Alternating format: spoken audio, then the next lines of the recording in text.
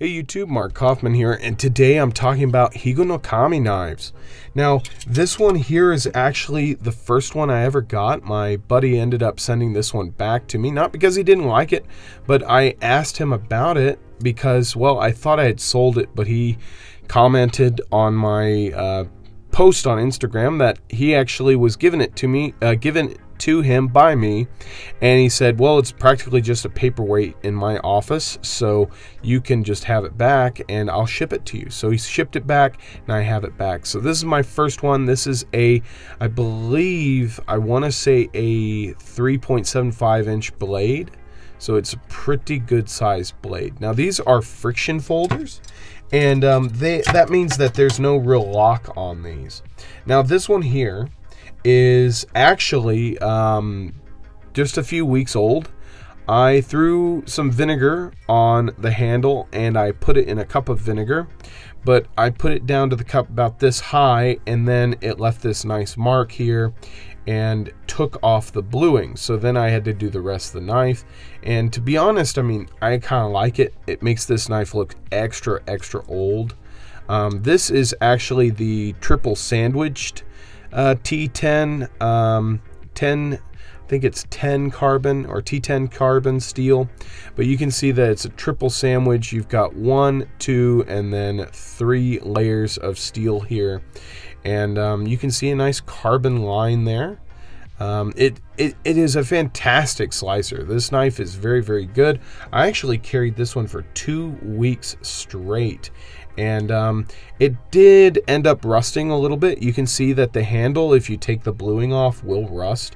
The blade will definitely gain a patina or a rust after some use, but to be honest, this thing is really capable. It's really able to take care of almost everything I was able to throw at it, and to be honest, it's a wonderful utility knife. You can keep it open this way in reverse grip with your index finger pressed on there, or you can press your thumb and it does a very effective job keeping that open for you. So these are essentially the same knives. This one's just not a forced patina model. I just left this one bare bones, and the other one I kind of had some fun with it with some vinegar.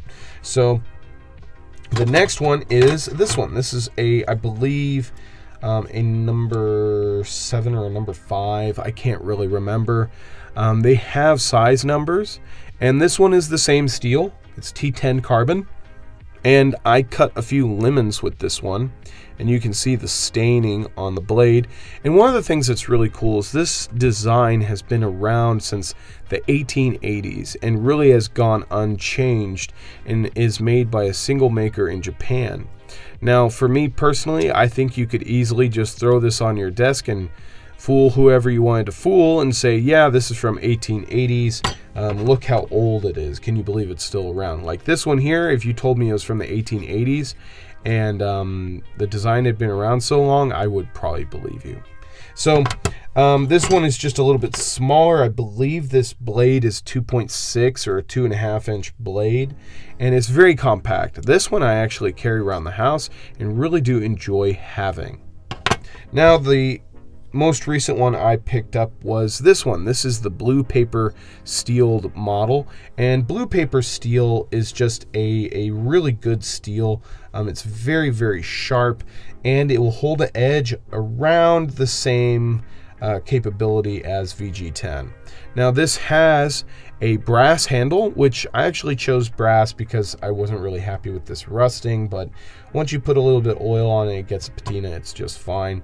But I thought the brass model would be cool, and then having that blue paper steel, I wanted to see what blue paper steel was all about, and so far I'm very impressed. It strops up very easily and is very robust. Now this, I believe, says in Japanese that it says blue paper steel, but if it doesn't, correct me. Now this one is the tightest of the 4, and to be honest, I have to hold it like this and then press it open with both hands because of how tight this is. But to be honest, this one here I haven't carried all that much because I've been really worried about the brass bending with my keys next to it, so I may end up carrying this one in my back pocket. So this one will be probably carried for another week. I've carried it only a few days, but this one here has had almost 2 weeks of carry, and I have to say it really is able to take a beating, and it is very, very simple.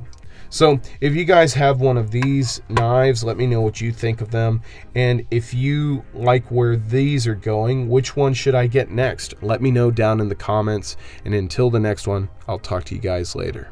Bye-bye.